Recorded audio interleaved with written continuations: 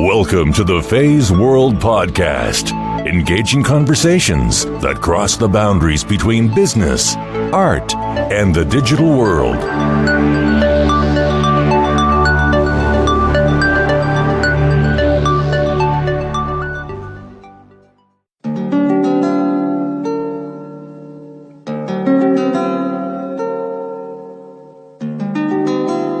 Our foundation's always been committed to facilitating and encouraging people to find their right direction in life.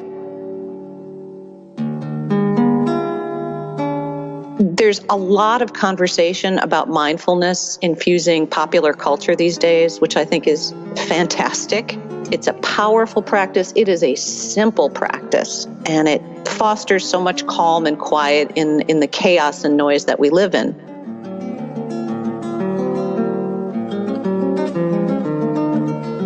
The magic of feathered pipe, one of the key elements of it, is how you arrive with questions, you arrive with whatever baggage or problems or concerns or, however we all come to any experience. And the incredible vibration of the place somehow brings you clarity.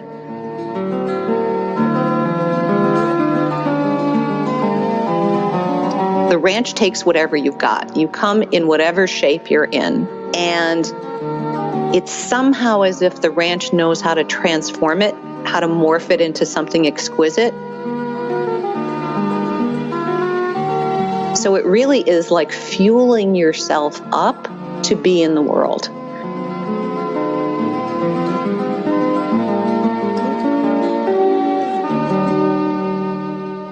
Hello, my lovely people, listeners.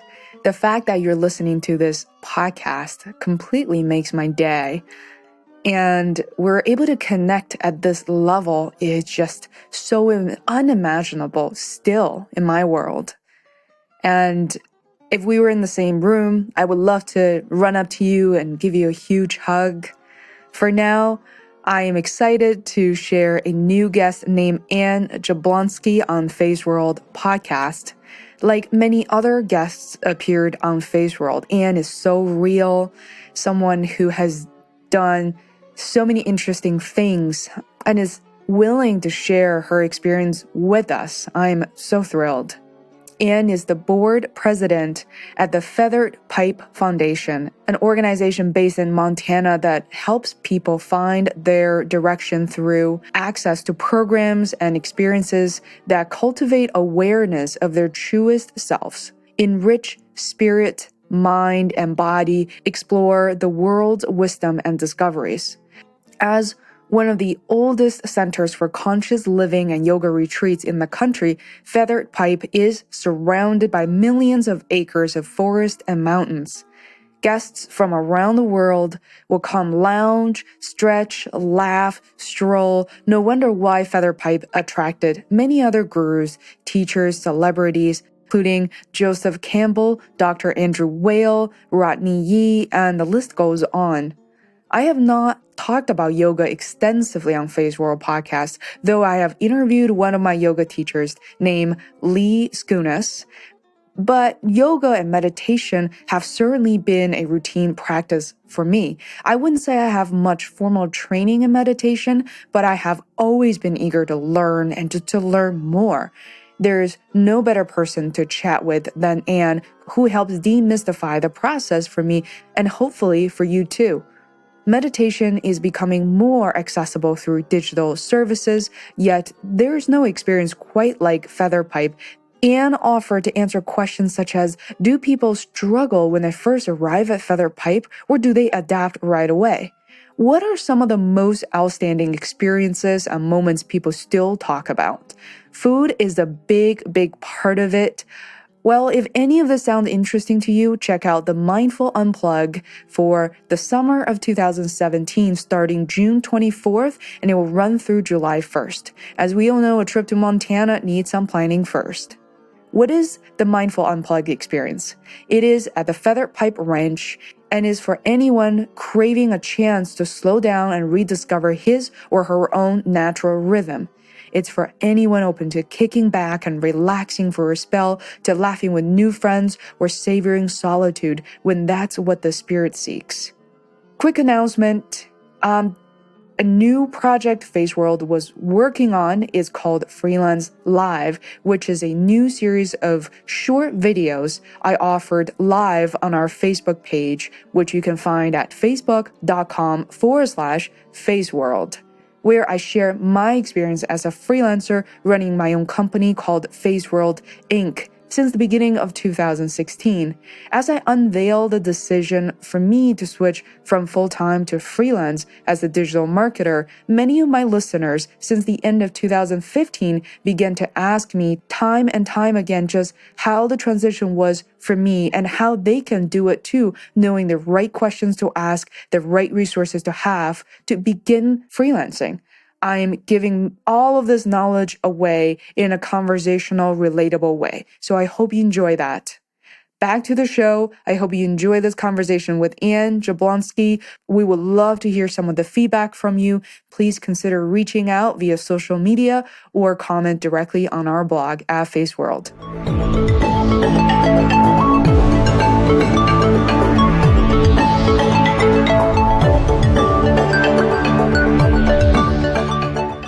Hi, Anne.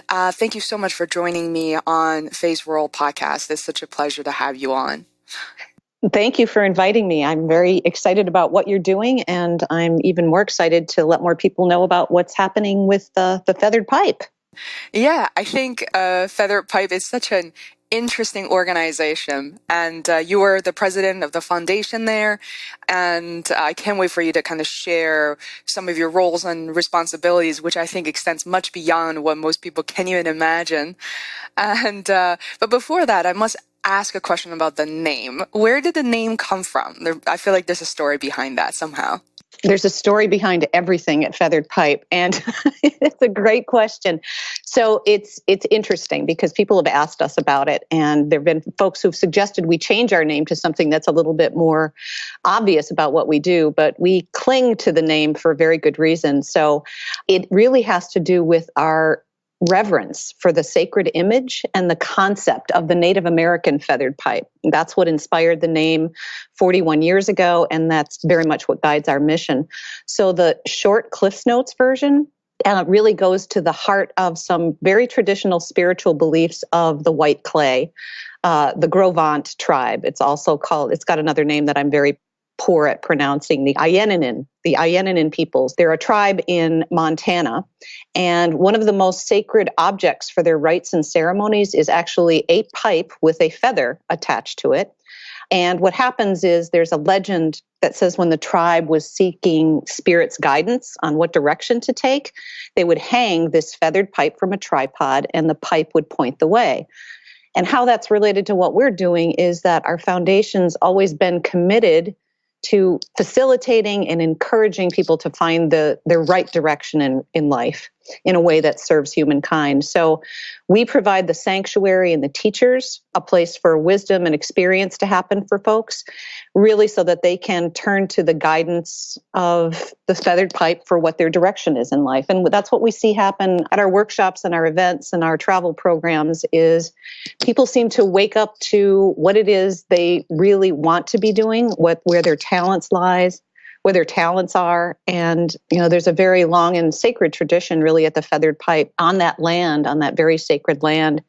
So in the earliest days of the ranch, our founder, India Supera, was very involved in contributing to the work of a Native American elder named Pat Kennedy, and got involved in reclaiming and reinvigorating a lot of the ceremonies of the Cray people that were in danger of essentially being lost.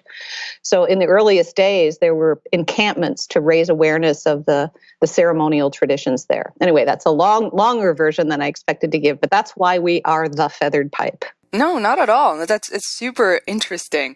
There are very few organizations, especially, actually, let me back up for a second. There are maybe two parts of the organization, for-profit and not-for-profit. Is that correct?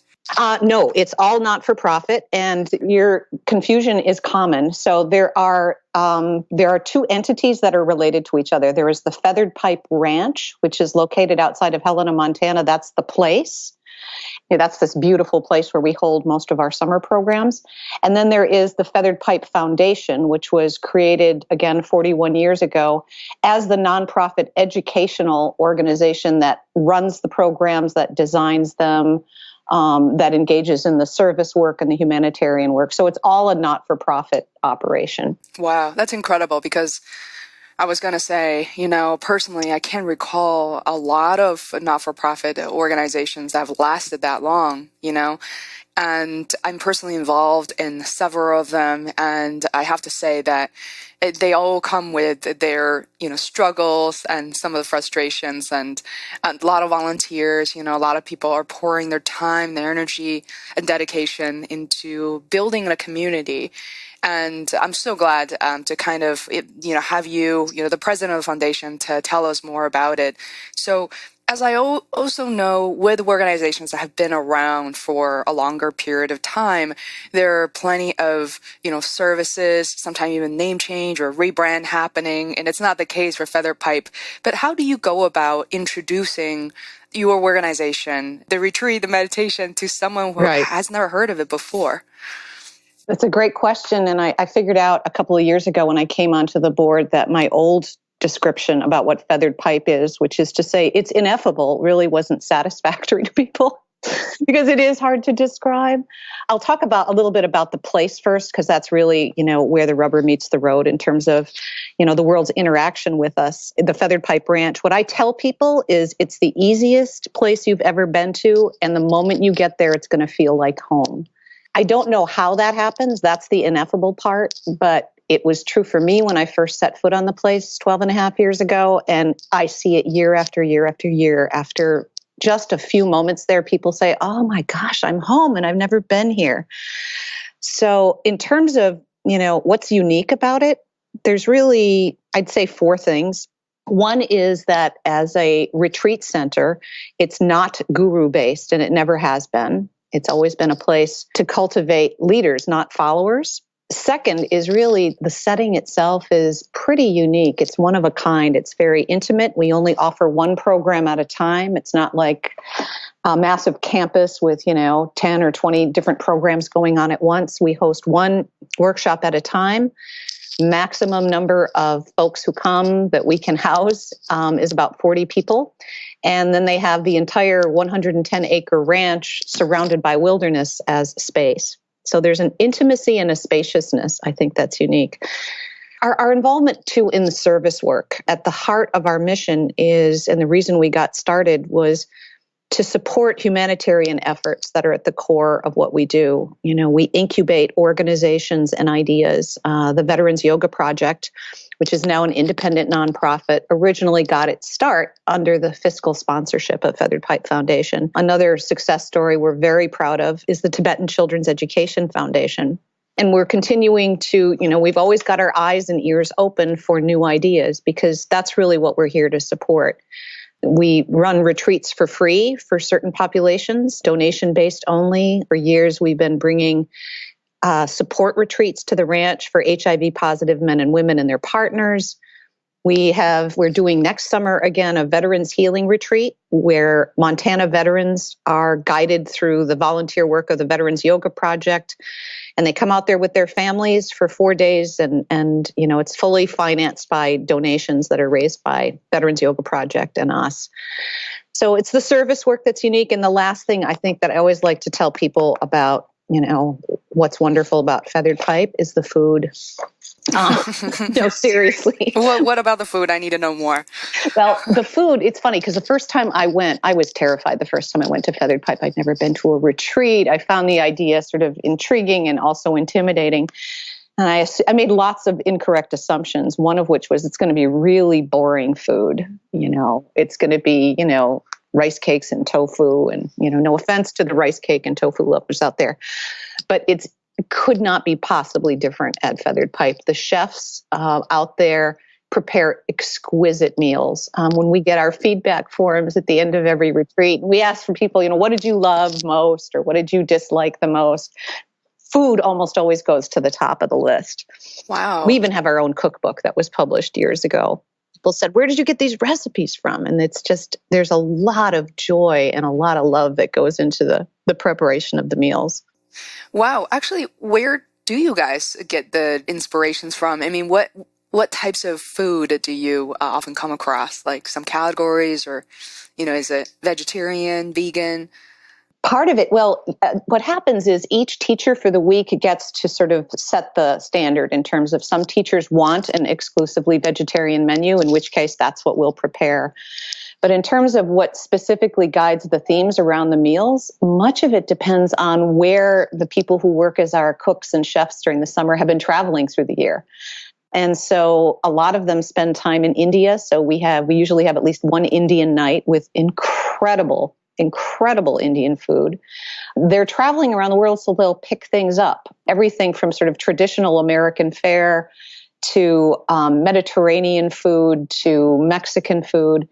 And the folks who are involved in the kitchen, it's one of my favorite things to do when I'm there for a retreat is to just sort of hide out in the corner of the kitchen and just watch them.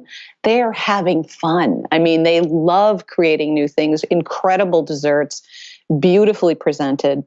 Oh, the desserts are incredible. And sometimes they'll just make a batch of cookies in the middle of the afternoon. So before you go to your afternoon class, there's warm cookies sitting out. In many ways, people talk about the kitchen as being the heart of the ranch.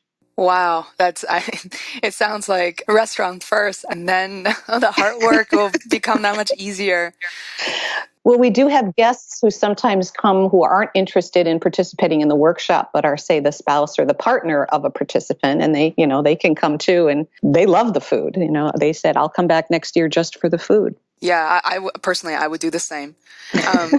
So I'm really intrigued. When we first talked about this, just about maybe a couple of weeks ago, you had mentioned several names, maybe meditation teachers who just sounded familiar, and you had mentioned that their journey started with a Feather Pipes Foundation. And tell us a bit more about the people that you meet, and especially if some of the people are now more recognized names, and some of the guests who are just purely interesting. Like, tell me a little bit more about that. Sure. Well, part of what fascinates me about the story of Feathered Pipe is, and folks don't realize it often until they get there and they just start talking to people, is that in many ways, it was the place that gave birth to what we call householder yoga in the United States. We don't exclusively offer yoga, but it's been very much the center of gravity of what we've done for a lot of years. So back in the day when it got started in, say, 1975, the idea of a yoga retreat was exotic and new and different. And India Supra and a bunch of her friends, India had inherited this property at a very, very young age, had initially no interest whatsoever in keeping it. She was going to donate the money, go back to her beloved teacher's ashram, Sai Baba's ashram in India. And Sai Baba said to her, no, that's not what you're going to do. I don't need any more followers. The world needs leaders. So she goes back to Montana. And she started getting together with her friends. And the first workshop was 3 weeks long. And everybody just pitched in and did what they could do. And it was led by none other than the now very famous and acclaimed Judith Hanson Lassiter. Everybody just pitched in and, with whatever skill they had. And fairly quickly, it became the place for the up-and-coming names, or the seekers and the artists and the avant-gardists kind of started to congregate in this beautiful place in central Montana and, hold workshops and encampments. Some of the folks that have walked the land there and led workshops are none other than Joseph Cambell, which blows me away. The health guru, Dr. Andrew Weil. India has hysterical stories about his early days there and, before he wrote the book that, skyrocketed him into fame. He's been very kind to Feathered Pipe over the years. Patabi Joyce from India, a lot of leaders in the women's movement like Dr. Jean Shinoda Bolen. Folks that are probably my age will remember the first way a lot of us were exposed to yoga was through PBS. Lilias Folan, who was called the First Lady of Yoga, she taught out there. She's actually coming back. She's teaching again next summer. And then, names that folks you may have heard of, like Victor Van Kooten and Donna Holloman and Eric Schiffman and Patricia Walden and Rodney Yee and Ramanand Patel. We've got a very long list, but many of them got their start there in a more contemporary way. Dr. Baxter Bell, who's one of our longtime friends, has been coming to the Feathered Pipe, now leads workshops there. He talks about, he came out there to hang out at the Feathered Pipe. I forget how many years, it was quite a few years ago, when he was really facing a big life decision about, did he want to give up being a full-time medical doctor and instead, start focusing on medical acupuncture and learning yoga and teaching yoga. And, he credits his time and the insights and really the alchemy of that place, which is nothing short of magical, for giving him the courage and the groundedness and the knowledge to point him in the direction that he wanted to be pointed. The magic of Feathered Pipe, one of the key elements of it is how, and I will never be able to explain how this happens. No one can. You arrive with questions, you arrive with whatever baggage or problems or concerns or, however we all come to any experience. And somehow, within a relatively short period of time, almost regardless of the teacher that's guiding you, the ranch itself, the incredible vibration of the place, its rich history of being tenderly taken care of, somehow brings you clarity. And the people get clarity, and then they go out into the world and they start rippling amazing amounts of good, whether it's in their family or their communities or, starting up the Veterans Yoga Project or, getting involved in their own communities, working with those in need. So it's been an amazing center of gravity for that. One day I thought it would be wonderful to write a book and just pick 10 or 20 stories of people who came to the Feathered Pipe and what they subsequently did in the world that was, beneficial for humankind.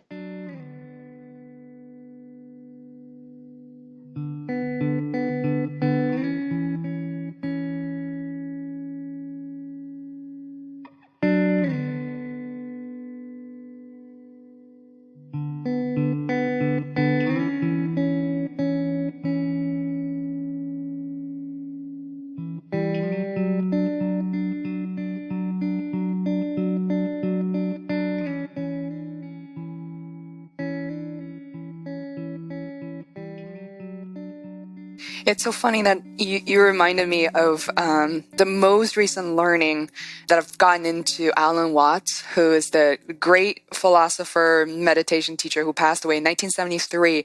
I didn't realize that until I started looking on Wikipedia yesterday. And as I was basically stuck in traffic yesterday, driving between Boston and Peabody to go to my Taekwondo school, I was listening to Alan Watts, and a lot of what you said just now made perfect sense because, Watts argued of our, who we are as people, like who are we really? Are we, what's our true identity? And, what are we really good at? And why are we reacting to things a certain way? So he argues it's not because of what our parents told us who we are, what our what our friends think, what we're good at. And I think somehow I have the feeling, and I think I need to experience that firsthand, is, Feathered Pipe kind of unveil your true identity to a certain degree, kind of strips away all the predefined, all the things that you used to know were those things that defined kind of you for who you are. And then you kind of come clean in a very pure way for some reason. I just, it's kind of magical what you're describing. It's funny that you bring up Alan Watts because one of my favorite things that I learned when I got sort of interested in the history of Feathered Pipe is, so Lionel Gallagher, he's an artist, poet, and a woman named Jermaine Duncan.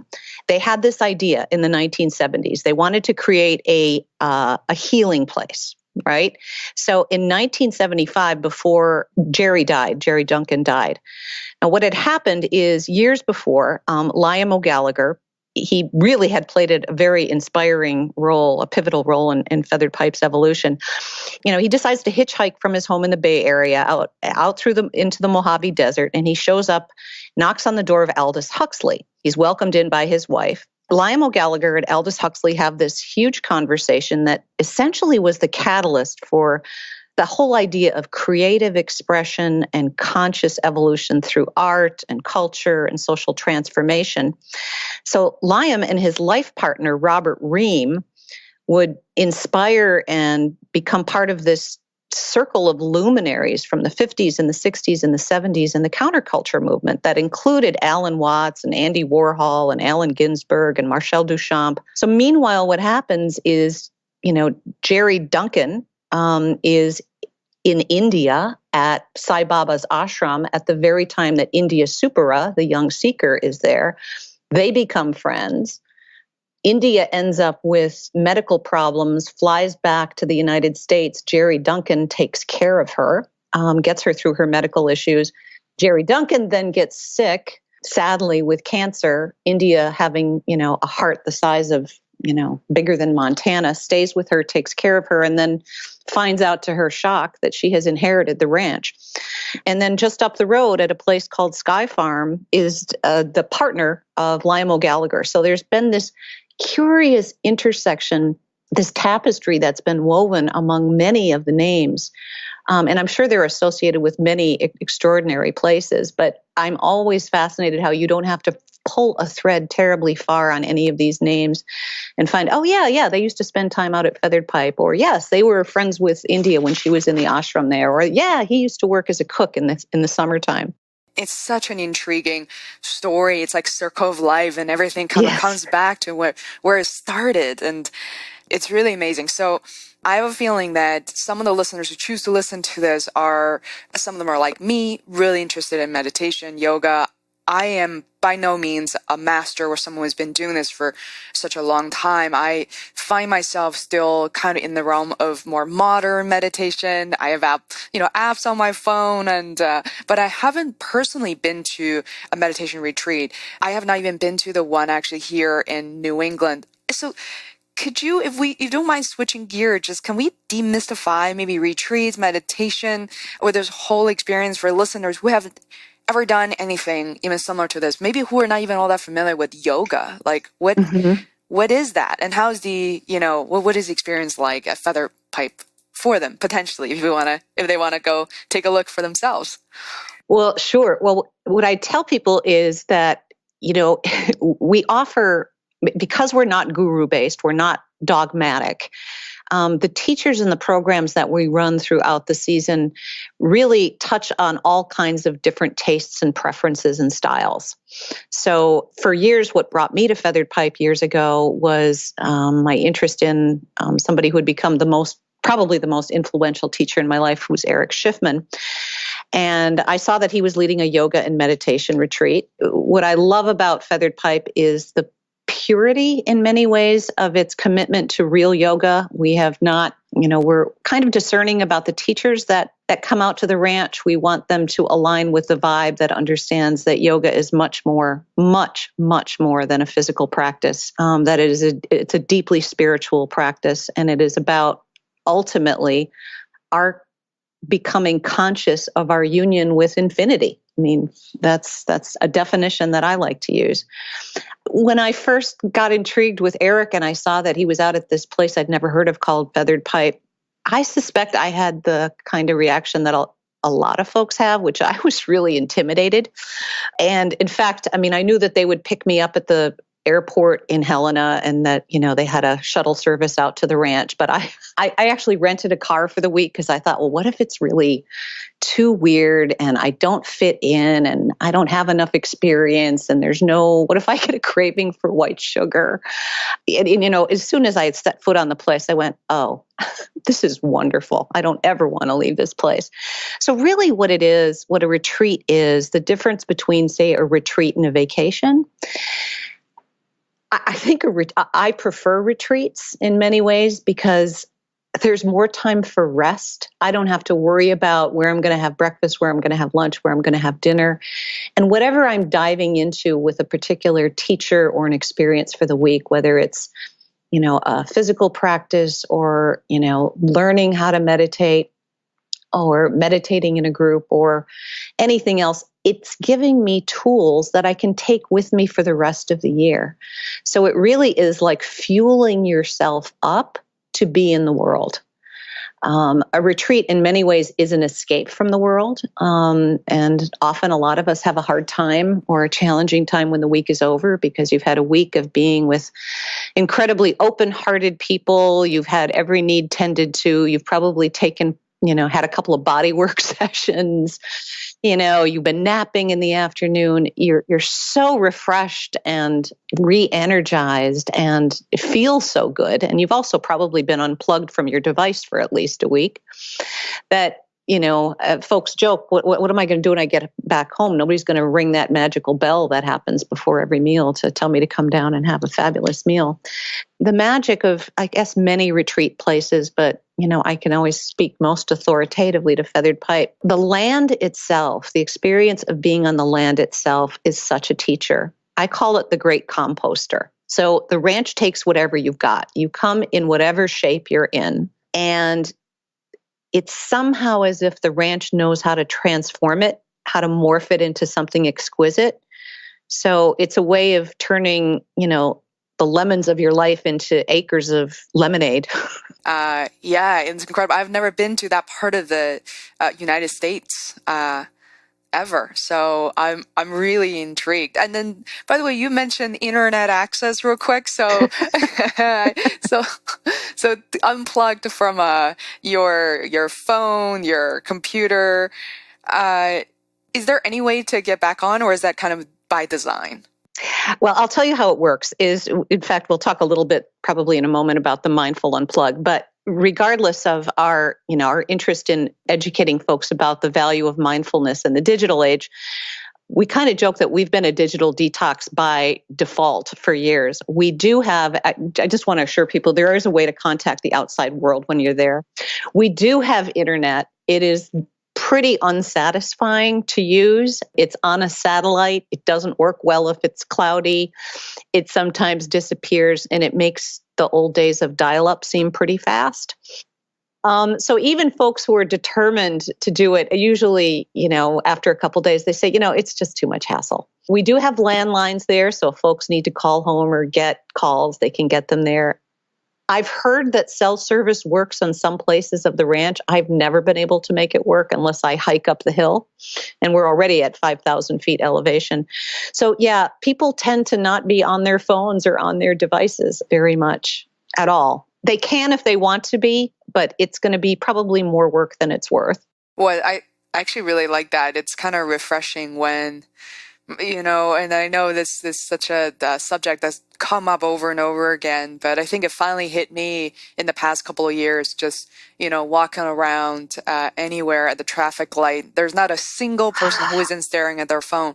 Yeah. And what really bothered me was one day I was taking a walk to get lunch, and I have my phone. I'm guilty, just as guilty sometimes, but I usually just have my phone in my purse. And I remember walking upstream towards this narrow street, and there was about 10, 12 cars parked at the red light, and everybody had their engine on. I'm sure they're not in park, and everybody was staring at their phone. And right. I think also what caused a lot of, unfortunately, not just accidents, but just generally traffic jam of people really are not, the green light, like everybody's honking at the person in front of them. And then it's such a world of chaos. And I hope that some people who are listening to this right now will kind of make some even subtle adjustments to their lives. And that would be wonderful. With that said, I actually think there's a very mindful transition into a program that you created and your colleagues collaborate on. And I would love for you to talk about the Mindful Unplug. And it's something, I think it's so relatable. When I hear that, I was like, oh, I guess I don't have to be a meditation guru to attend that. Anybody can benefit from it.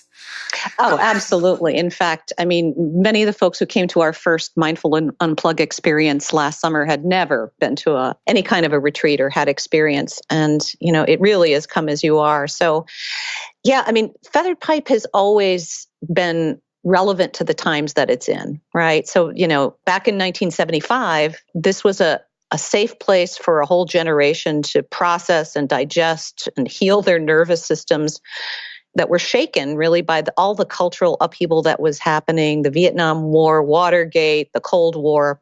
And it was a place that people could come to consciously reclaim their soul's center. So what came to us last year was that, we want to remain relevant to the times that we're in. So there's a lot of conversation about mindfulness infusing popular culture these days, which I think is fantastic.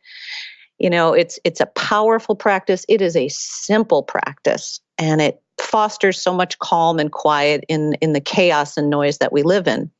So we created an initiative called the Mindful Unplug, and it was really out of recognizing that we're at the dawn of a very new age in human evolution, where we're consuming and processing incredible amounts of digital information every day. And we all know that this information, enhances our lives. None of us or few of us are anti-technology, but the technology itself that delivers all of this information can really dull the senses. And, we feel this, we get the feedback in our own bodies. There's more and more accumulated findings that we're learning from neuroscience, plus just common sense that says we need to take an offline pause now and again to reconnect with our truest selves, to sort of reboot, delete the data that we don't need, and come back into the real tactile world to be able to really see what your eyes can see, to hear what your ears can hear, being present with what's happening now. So much of that gets lost when we're in front of these glowing screens all the time. So what we wanted to do with the Mindful Unplug is not just digitally detox. We're not coercive with folks. We don't, make them turn over their phones. But we wanted to give people tools and skills so that they could step back into the world after they leave, the world of noise and technology, with skills about how to use technology consciously, how to stay grounded, and how to sustain their own health, whether it's their mental health or their physical health. There's an incredible toll that gets taken on our bodies from having our eyes glued to devices all day long. So what we're doing is, the whole idea behind the Mindful Unplug is just that, to let people unplug for a while, have them return to the world of smartphones and tablets in a much healthier way.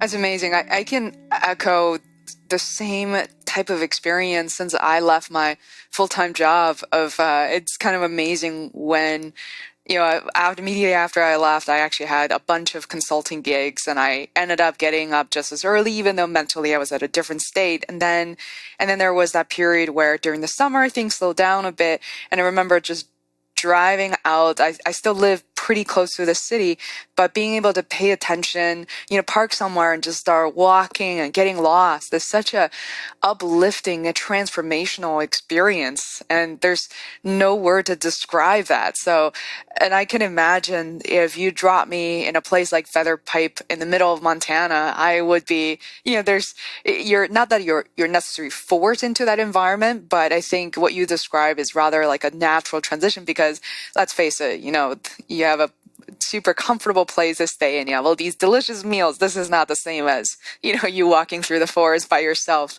Right. But rather have a very supported network. And what's intriguing to me is, I think also what, hopefully this will resonate with a lot of people out there, is you had mentioned, and I've seen firsthand for myself, that there are many young people, as I'm seeing teenagers on your website and kids, and as well as, older guests and in the mix. And I noticed that parents will bring their teenage kids to Feather Pipe. I mean, first of all, this just doesn't happen anywhere.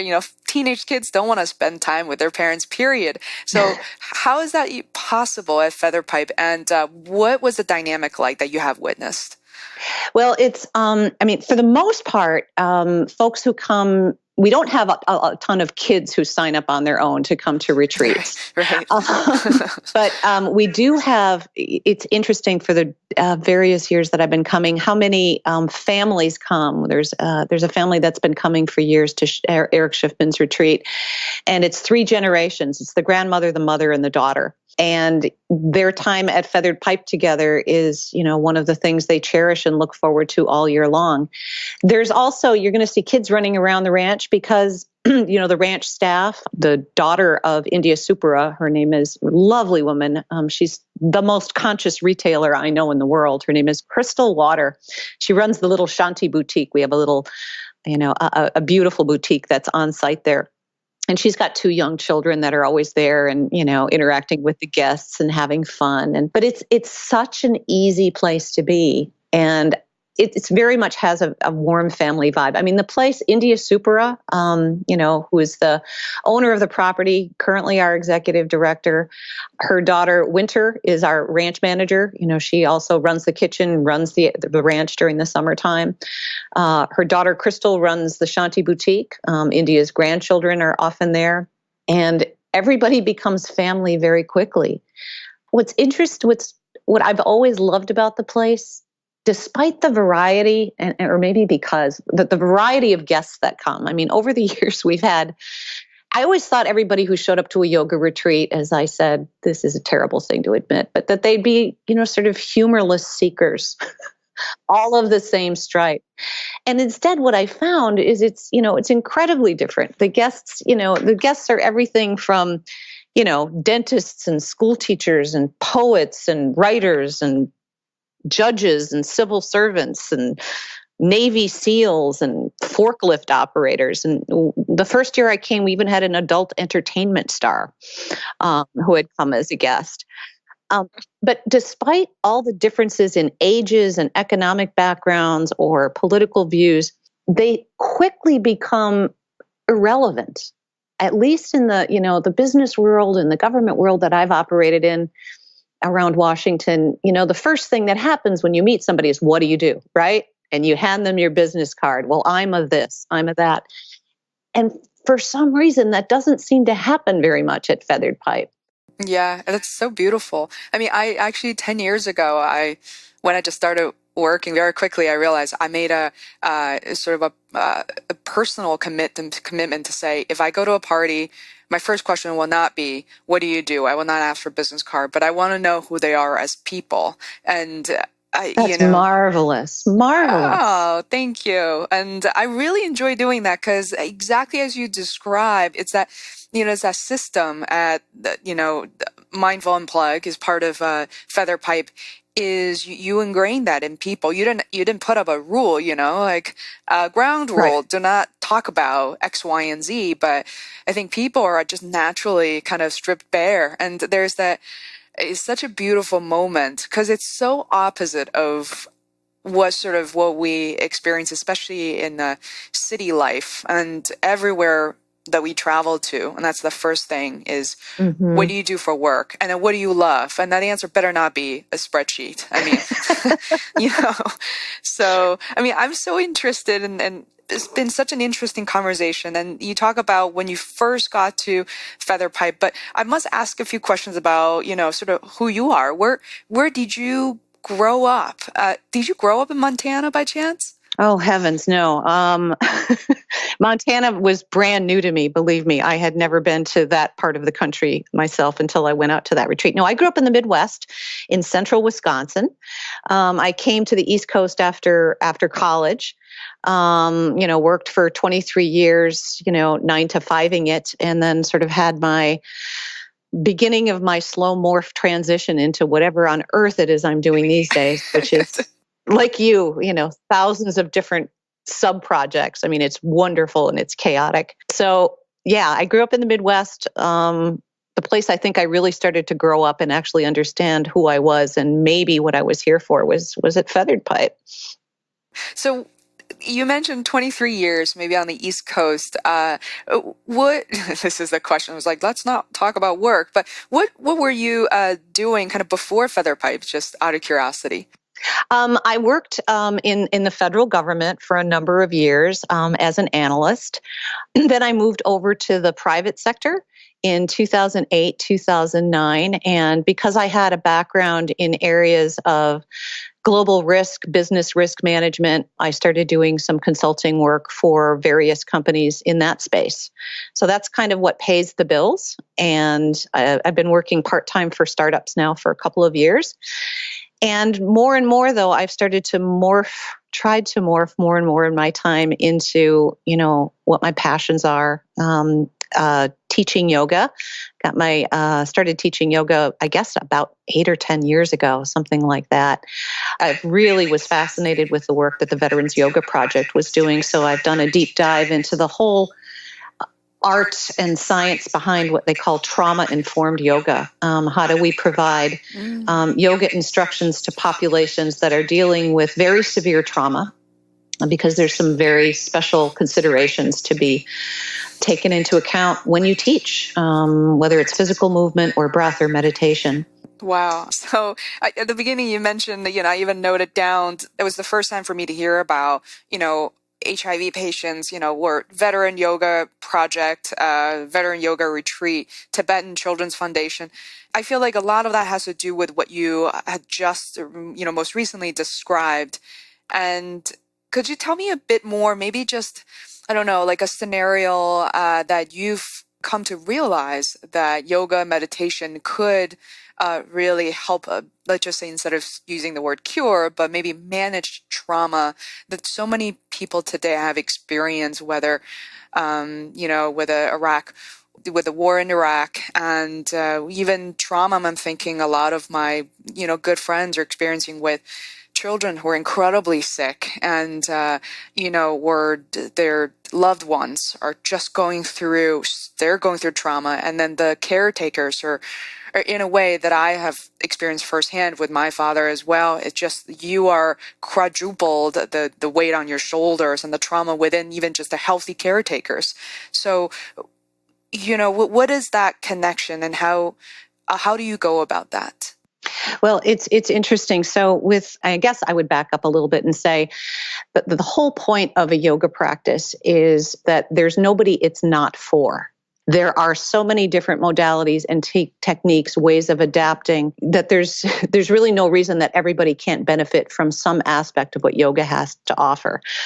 A lot of what's offered, certainly in the West, has to do with what we do with our bodies.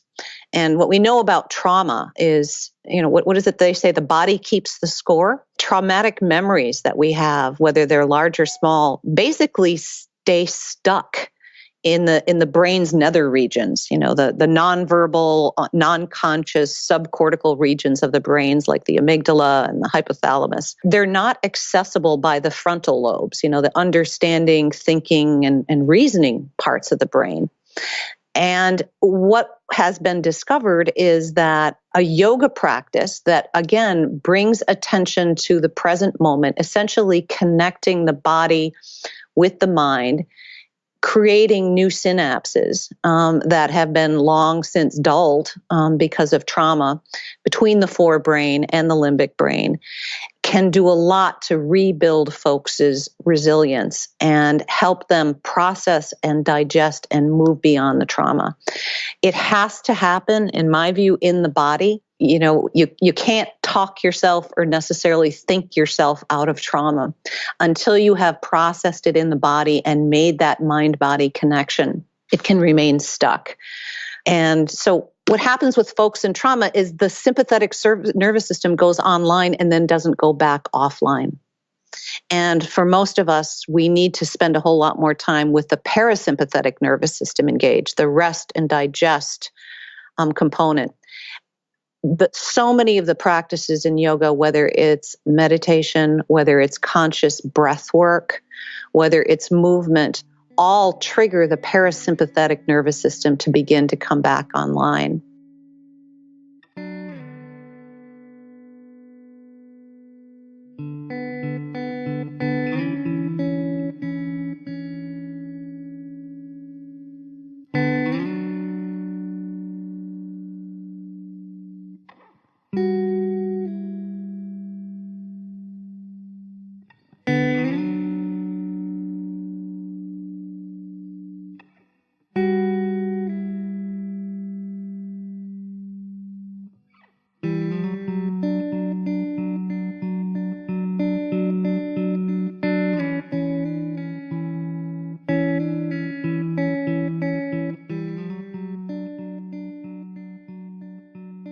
this interests me so much and I continue to read about them. It's like I haven't been able to put the theories together and either help myself to a certain degree because as a project manager, people say, Faye, you're pretty relaxed. Maybe that's why you're good at what you do. But deep down, I feel like all these, just the waves of emotions and a lot of things I wish I could do better, but I haven't really managed to do as much. And that's why I feel like you said, it kind of stays in your system. And for me, it's very much reflected like around my shoulders, my neck, and I do get stressed out and I go get massages, but then they will help me for a day or two. This is so fascinating. I know we're just up against the time that I've committed you to this podcasting endeavor. It's been so much fun that I've discovered above and beyond what I had originally planned. Well, thank you. And this has been great. And, I just got to say, I love what you're up to in the world. I've been spending some time over the past couple of weeks listening to your podcasts and, just congratulations on what you're doing and keep doing it.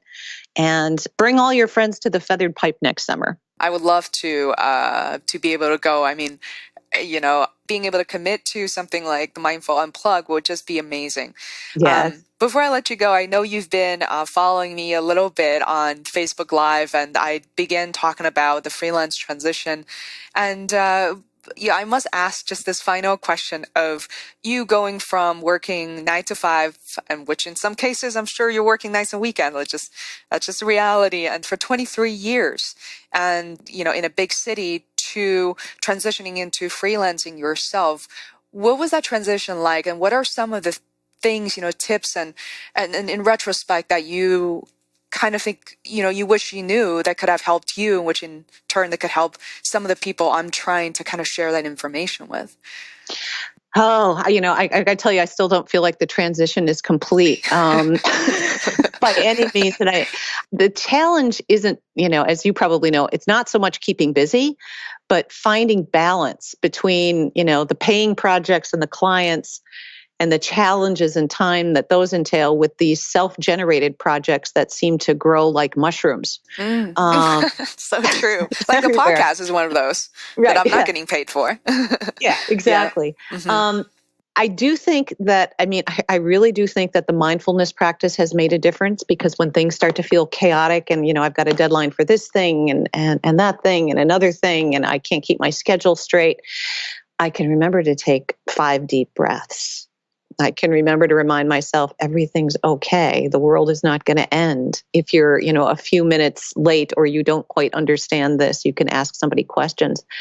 I love it. I wouldn't trade it for anything in the world. Having sort of this freelance life. The challenges that I find is, honestly, I can't figure out the calendar thing. Okay, that's easy to solve, actually. Well, that's what they say. I can't get my, I've got, 6 or 7 Google accounts. I can't seem to get my accounts to sync so that on any given day, I'm not having to look at 6 calendars and figure out, okay, I'm doing this for that. My trick, my new discovery, and I made this discovery, it's a big duh, about 6 months ago, is I actually now put time on my calendar and I just put my name on it.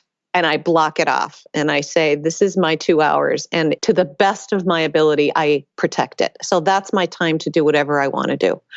Whether it's, something mundane like, catching up on laundry or taking a walk or taking a nap.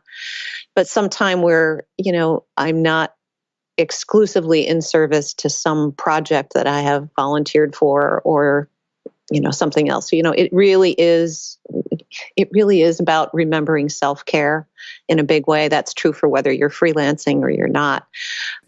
Yeah. I'm sure you started this journey even when you were working full time. And I think, but now I feel like you're so much more ingrained in your own habits and ritual to really prioritize this. And yeah, this has been, fantastic. And it's been awesome for me. And thank you so much. Just thank you so much. It means so much to all of us, especially to me, to be able to get the word out there about Feathered Pipe. We don't have the means to afford, advertising for the most part. A lot of it's word of mouth. And that has, worked pretty well for us. But, there's just whole swaths of people that I think would just love to know about the place. Because it's, even if I wasn't on the board, I'd be saying this, get yourself there. It's just too sweet to miss. Wow. I would love that. Thank you so much, Faye. Cool. All right. Talk to you soon. Okay. Bye. Bye. Hey, it's Faye. I am back for a few words at the end of the show. I hope you enjoy what you heard. You can visit us online at feisworld.com or social channels such as Facebook, Twitter, and Instagram, also under Feisworld, to keep things simple. I personally review and respond to all the messages. Love to hear from you. Thank you and lots of hugs. See you next week.